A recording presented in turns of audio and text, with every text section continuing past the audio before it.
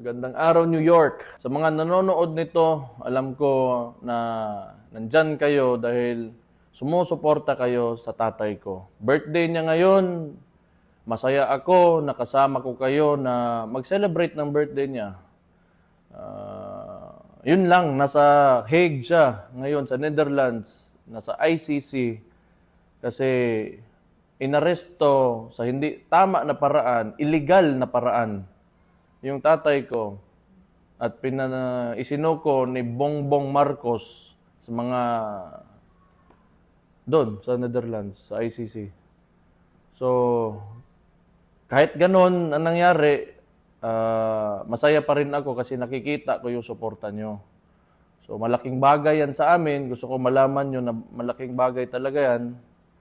At huwag na tayong tumigil hanggat sa hindi makabalik si PRRD. Kailangan malaman talaga ng administrasyong ito na hindi tayo pumapayag sa ginawa nila. Yun lang. Again, gusto ko magpasalamat kasi kung hindi dahil sa inyo, wala na akong lakas. Mahirap din yung sitwasyon. Alam ko, marami tayong nasasaktan ngayon dahil sa nangyari, pero mahalaga talaga na lumaban tayo. Hindi pwede na tayo ay magpapatalo lamang.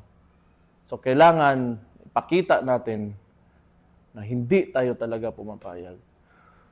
So again, maraming salamat talaga sa inyo. Marami kayong oras na pwedeng ibigay sa ibang bagay, pero andyan kayo ngayon, andito kayo, nakikinig sa akin. Wala akong masabi sa inyo. So, mahal na mahal ko kayo dahil sa pinapakita niyong suporta sa tatay ko. So, isa pa, dahil ito ay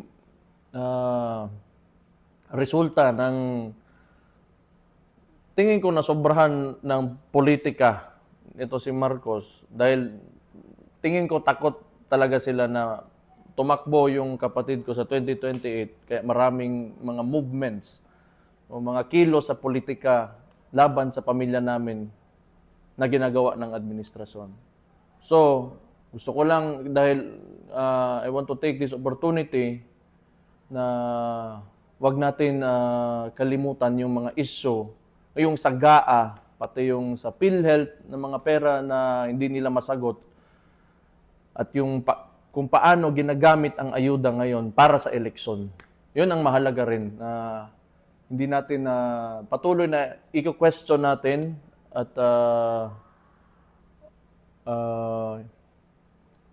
bigyan ng pansin. So, yun lang sa lahat ng kasama namin ngayon na nagse-celebrate ng birthday ng tatay ko.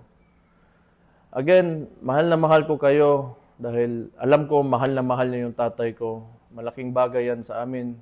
So, thank you very much and God bless you all and mabuhay kayong lahat, mga Pilipino.